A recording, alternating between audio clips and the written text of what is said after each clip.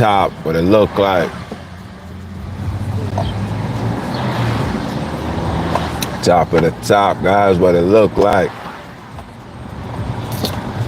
Top of the top, guys, what it look like. We live, we live, we live.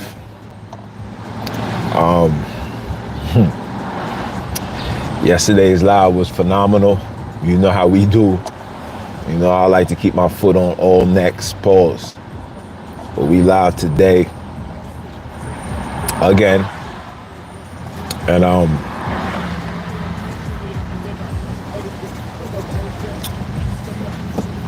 wanted to just touch on, there's a lot of things I want to touch on actually. But one of the issues that I've been having lately is trying to understand what type of boundaries come with religion. And the more I do my homework, the more I go down this rabbit hole, the more research that you do, you come to find out that, you know, religion really has no boundaries. It's only as long as you're following their guidelines and you're supporting their cause, there's literally no boundaries. Like, literally no boundaries. And it's sad that individuals cannot see that. And for us as black people, because there's no boundaries, there's a high level of self-entitlement. And a lot of this self-entitlement comes from religion because religion holds no boundaries, right? For example, somebody that's a devoted Christian will believe that the things that he do, he or she will be forgiven based on Jesus dying for his sins. And because of that, it allows individuals to proceed in doing wrong, knowing that it's wrong. You know, like, we consciously know what we're doing right and wrong. We know this. We could tell, like, damn, I should have never did that. Why I did that. We know right from wrong, right? But when you are part of a religious organization, you really have no boundaries, right? For example, Catholic people will commit something. They will do something wrong. And the first thing that they would do is they will run to the Catholic priest and then do something called confessions, right? Where they go behind a booth and they basically let out every dirty laundry that they've done within the last day, months, year, or whatsoever. And the pastor or the priest then says, okay, Jesus forgives you. You have a clean slate. You can proceed to go doing what you want to do. So the individual now takes that mentality and says, look, if I commit adultery, or if I, essay a child, or I do something so heinous, I know that if I stand before the priest, he is the representation between me, God, and Jesus, right?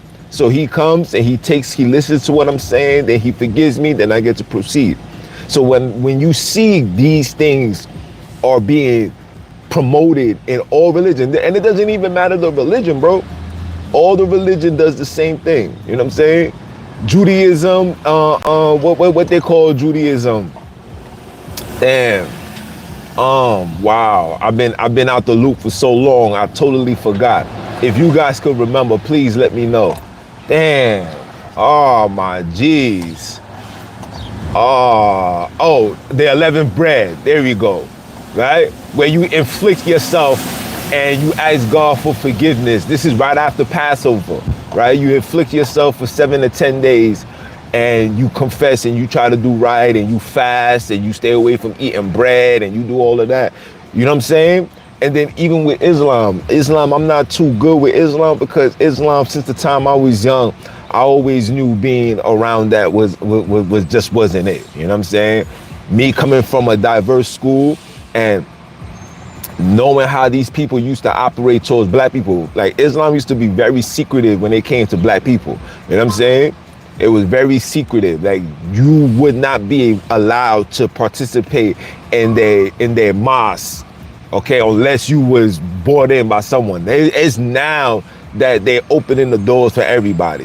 You understand? That's why a lot of these individuals came up with the Nation of Islam, because Islam once upon a time didn't allow black people to participate, just like Christianity at one time didn't allow black people to participate. I tell you guys this all the time. Charles C. Jones had to convince the slave owners. He had to convince the slave owners, like, yo, look, man, we need to have these people join our religion so we can have control over them. And at first, the slave owners, they didn't want to hear none of that. They're like, yo, bro, nope, we're not doing that. They used to say we're not even worthy of praising their God. This is facts. This is all documented information. You can go look these things up.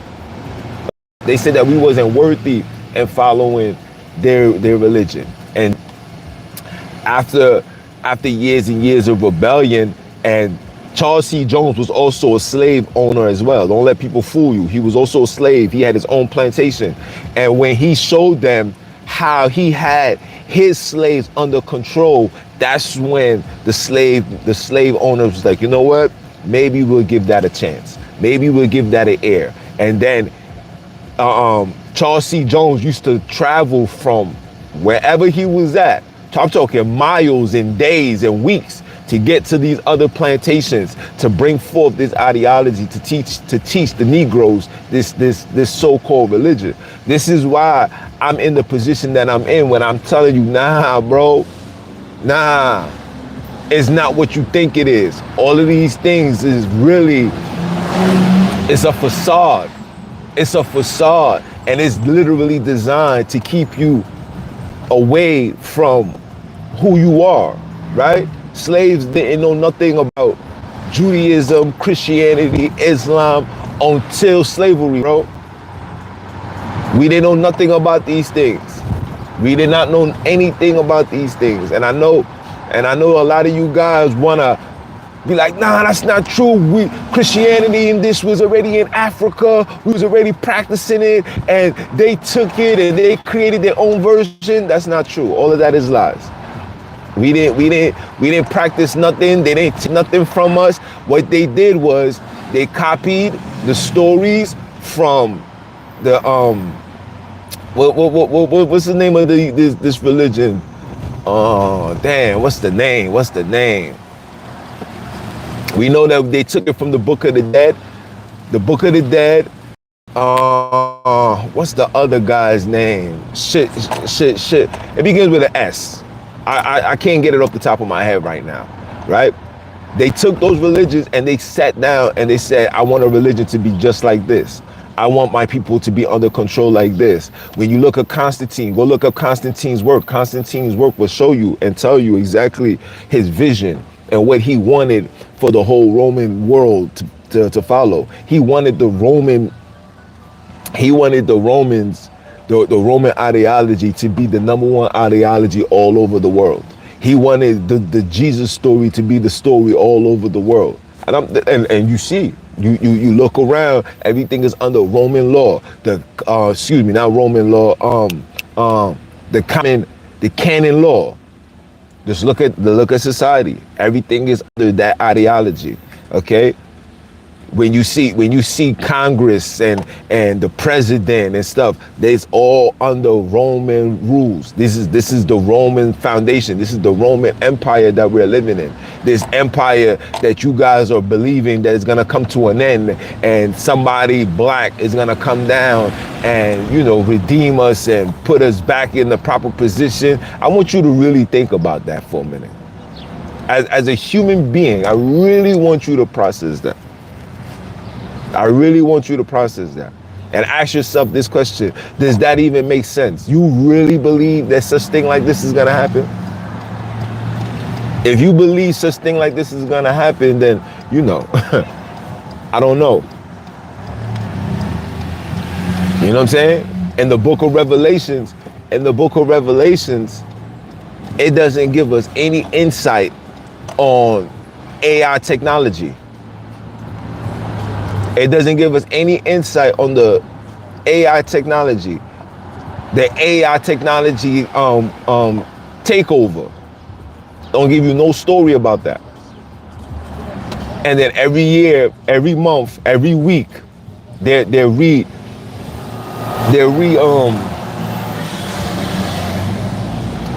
excuse me.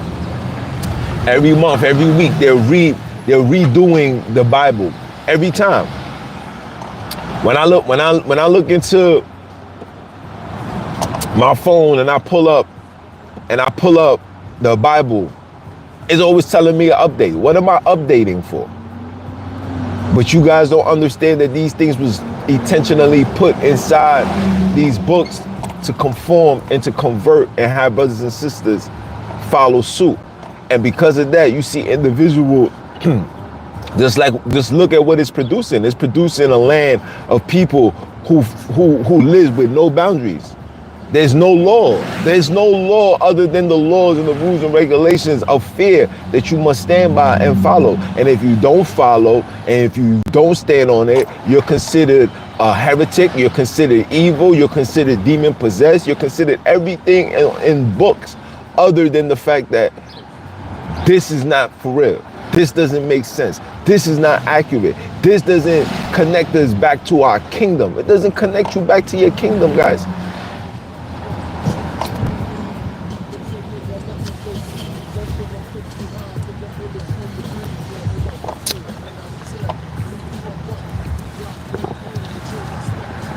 It's a lot on my mind today because when I was leaving my house, some guy literally blocked my driveway. And I told the guy, I was like, yo, I honked the horn like, yo, I'm leaving. You know, the dude literally had the audacity to look at me and tell me, give me like 3 minutes. I said, yo, bro, I have to leave now. What you mean give you 3 minutes, right? And then he said, relax. Now you know me. I said, what? I said, what you said? And then his woman said, relax. And that's when I really got agitated because for one, when men is talking, there's no space for you, mama. You know what I'm saying? And this is no disrespect. Whenever a man is in an argument or having a discussion with a man, this is not a place for a woman to intervene. Vice versa. If I'm having a conversation or if my woman is having a conversation with a homegirl, my job is not to have an input or say, even if they're having a dispute. That's not my position. My position comes in when, you know, where elbows is being thrown, punches is being thrown, or threats is being made. These are when individuals come in. So when she said that, it really got me agitated. And then, you know, of course he backed up, you know what I'm saying? Because, you know, I took the glasses, came off, like, what you said? And you know what I'm saying? And I'm not even here try to tweak that and make it and glorify that. But sometimes people got to get you to that point to let you know that you mean business. You know what I'm saying? And then now that I'm sitting back and I'm processing it, you know, I don't like being in that space. I don't like being agitated. Like when I get into that space of ignorance, I don't like that because I know what comes after that. You know what I'm saying? And I don't like that approach. You know, I try hard, real hard to minimize that or discontinue that from my body altogether. But, you know, that's part of the reason why I started seeking, you know, righteous judgments and started reading books and stuff like that so I can get my aggression and my anger and my frustration under control. That's part of the reason. And of course, you know, seeing when I found out that my mans got killed, you know what I'm saying? When my mans got killed, that was really the beginning for me. Like, oh man, this street life is a dub. Because prior to my man dying, rest in peace, R.I.P. Lil J, you know I love you, my guy. You know what I'm saying? Prior to him being unalive, I used to move around Mr. Untouchable. Like I used to think nobody could touch me, nobody could hurt me. You know what I'm saying? Especially physical combat, like fighting. Like nah, you ain't about to do that. You know what I'm saying? Like that literally was my mentality. But after my mans got killed, my approach was different. You understand? And so that's why right now you see when I'm talking to y'all, I be thinking like I'm processing it because that anger and that frustration is still in the back of my mind. And I'm trying to, get rid of it to the point where I'm like cool, calm, and collective. But on top of that, I still got to do the lives and reach out to you guys, because yesterday I didn't do the live. Last night I couldn't do the live. I had a severe toothache. My Wiz made some steak and I ate through it and I bit it and I felt that joint move my tooth, bro. Oh my G's, that pain was so horrendous. I don't even know how I'm still standing right now. You know what I'm saying? And I gotta go to the dentist. You know what I'm saying? I gotta make a time and date to see a dentist. And scared, scared. They be putting these needles be like this long, and then they hit the back of your tooth. But yeah, you know what I'm saying? So I had to really process it, humble myself, get quiet, and come on and just talk to you guys and just think about all the boundaries that, religion does not allow you to have. Like, there's no boundaries when it comes to religion. Like, I sit back and I'm like, our people really just do whatever the heck they want. Like, the people that was slave masters and the people that put us in captivity, they was religious people. Don't think that these people was atheists. These people was very religious, very in tune with their God, got on their knees, prayed, whether it's Aaron Lopez. You guys know who Aaron Lopez is, you know what I'm saying? Or Christopher Columbus. And these are all Khazars, you know what I'm saying? That hide themselves, that hide their names, that hide their identity. And after they get what they need, then they start to unveil themselves. Like, oh yeah, by the way, I'm this. And by the way, I'm that. And my family, we can trace it back here. And this is the same rhetoric you guys are seeing right now. You seeing the same approach every single day, bro. It does never change, bro. Yes, I said it does never change. You know what I'm saying? It does never change. And it's the same ideology. The same ideology. The three number one religions and the people that presented it to the world or to the slaves, or the three dominant races on the face of this earth: Christianity, Judaism, and Islam. And for me, shout out to those that's breaking free. I was gonna do a live yesterday and saying that tomorrow's children will be full-fledged atheists.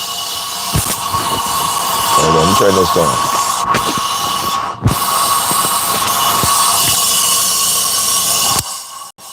You know what I'm saying? Tomorrow's children will be full-fledged atheists. And it has nothing to do with, being rebellious. Nah, just the children is waking up. The children is reading the text now. They're not allowing just the pastor to just feed them the nonsense like how our mothers and fathers did. You know what I'm saying? I remember my mom's going to church on Sunday, not knowing what the heck is going on, but she just know that she was there, she did a good deed, and then God's going to bless her. That's the mentality that we all have, and that used to be my mom's. But today's the children, especially with individuals like myself, and when I sit there and I talk to these children, I could feel the fire. I could hear it. I'm like, damn, you sound like me when I was young, but I just didn't have the balls to say it. But now these children got the balls. They're like, nah, we don't want to do that. Nah, I don't want to follow that.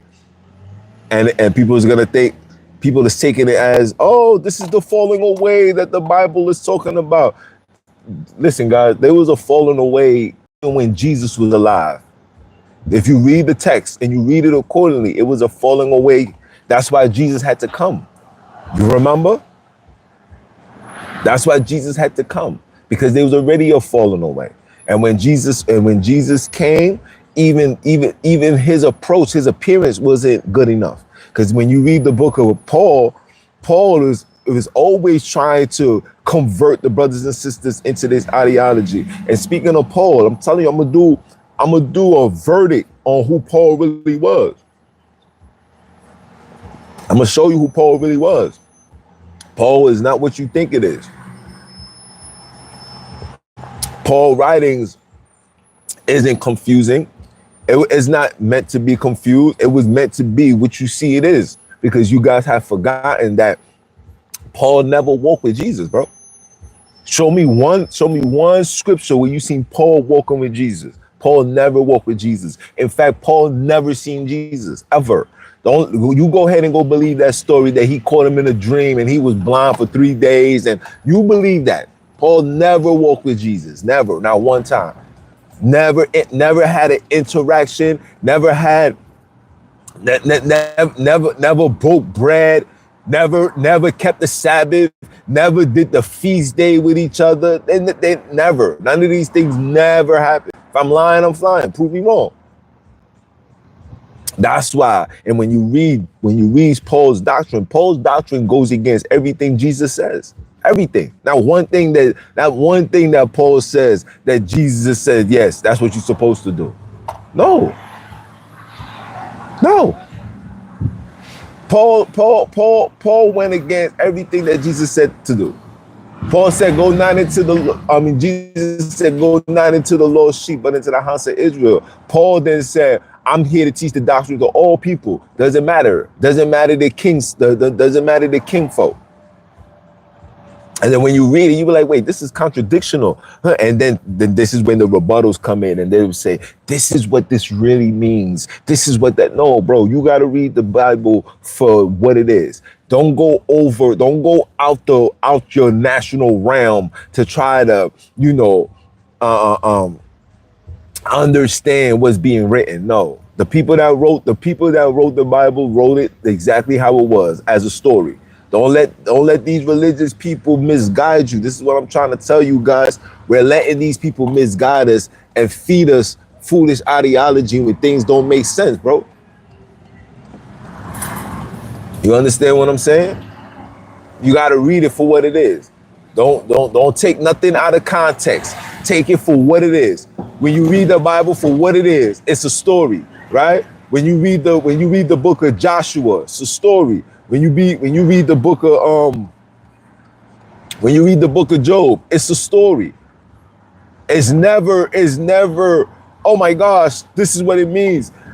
It's when they started giving you the Jesus story, is when it started like, hold on, is he saying things in parables and this and that? No, he's just taking the written text of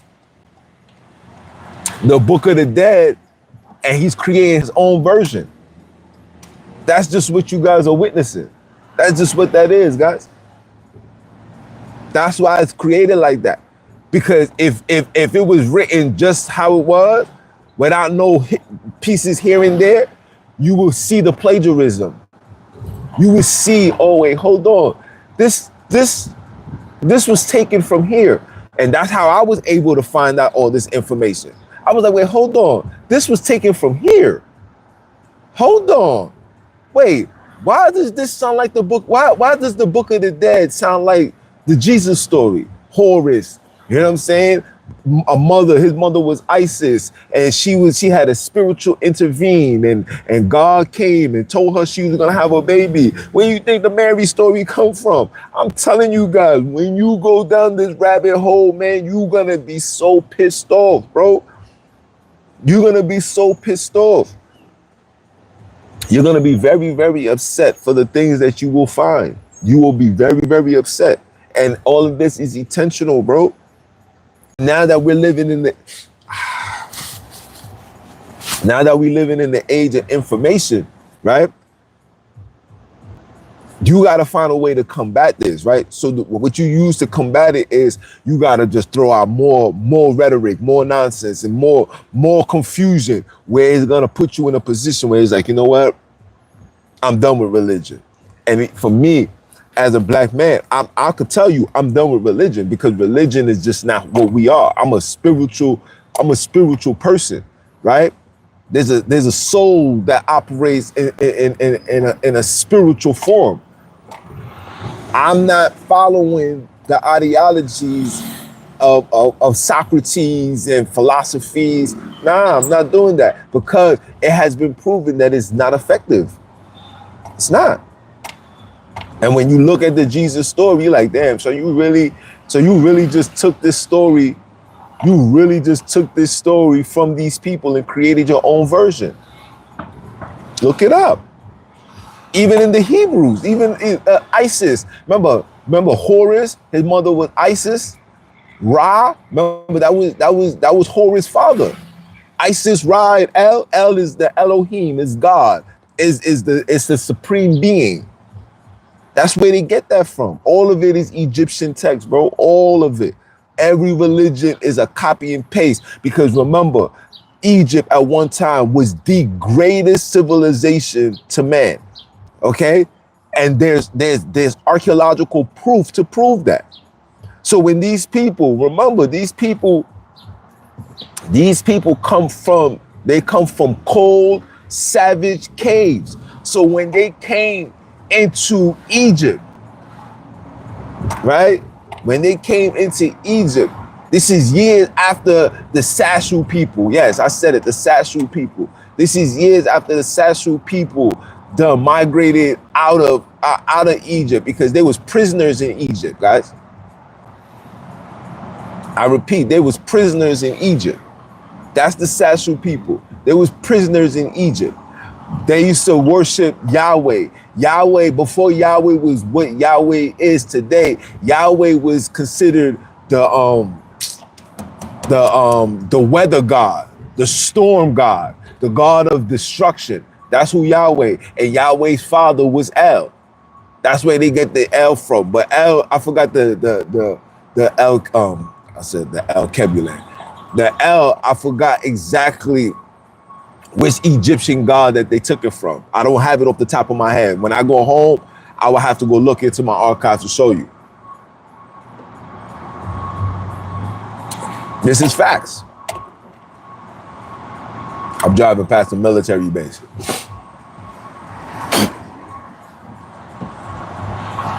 You understand? This is facts.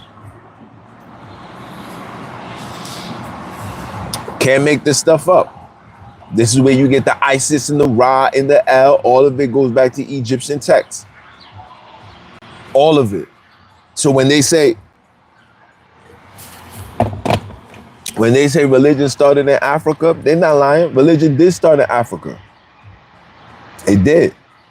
But it's not what they told you. You know what I'm saying? They just copied and printed and followed the Egyptian way. They said, hold on.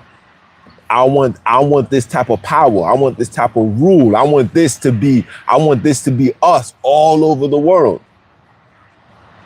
Why you think the dollar got the pyramid? Why you think they call it the New World Order? The New World Order. It's been the New World Order, guys. Whoever told you it wasn't the New World Order is a fool. It's been the New World Order. It ain't never changed. It's always been the New World Order. They know this. They know this.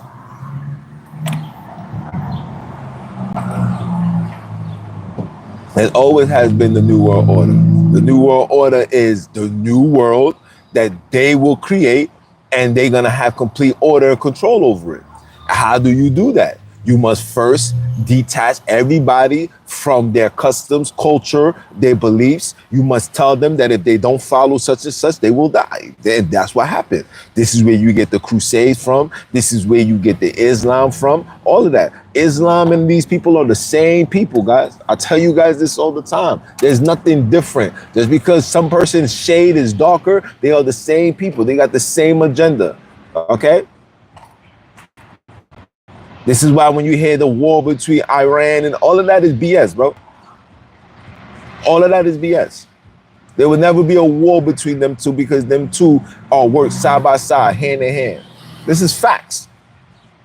Tell me where in the Bible they said it was going to be a ceasefire. Nobody can tell me where it's going to say it was going to be a ceasefire. This is facts. All of these people are side by side, and there's no disrespect, but you just got to pay attention to the narrative, pay attention to what they did religiously, what they doing spiritually. Look at right now here in New York. America, New York, every New Yorker right now is pushing for this Arab guy who literally came to America in 2019, got his citizenship in 2019. And because he's soft-spoken and he raps and he, you know what I'm saying? He sounds like he's for black people. We jumping on that bandwagon, but you're gonna have a rude awakening. When you see individuals like that, that smooth talking, even in the book of Titus, they tell you about watch out for those dudes with the smooth talking. When you see stuff like that, you know where we at. Oh, Donna. You know what I'm saying? Like, here we go. Can I fit this? Heck no.